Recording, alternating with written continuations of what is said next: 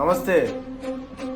నిన్న మొన్న మనము అసెంబ్లీలో ఒక తగాదాలైతే ఈరోజు మన పేటి రాముడు పెద్ద డ్రామారావు అని చెప్పి నేను మొదటి నుంచి అని అంటారే మన ప్రజలారా, అది మీకు తెలిసిందే. ఈ డ్రామారావు అనే దొంగ నా కొడుకు అశోక్ నగర్ రోడ్డు మీద నుండి రాహుల్ గాంధీ వస్తాడా మరి రేవంత్ రెడ్డి వస్తాడా అని చెప్పి పెద్ద పెద్ద లావు మాటలు మాట్లాడుతుండు.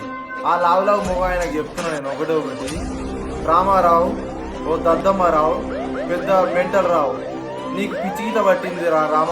ఎందుకంటే నీ కోసము మా రాహుల్ గాంధీ రావాలా, మా రేవంత్ అన్న రావాలా ముఖ్యమంత్రి.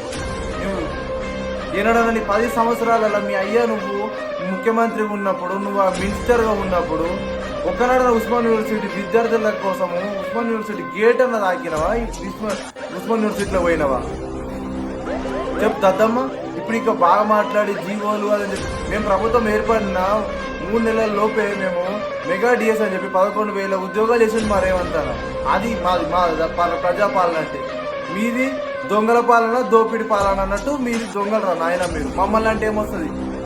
రామారావు కొంచెమన్నా సిగ్గుసేటు, నువ్వు మళ్ళీ ఇట్లాంటి మాట్లాడద్దు.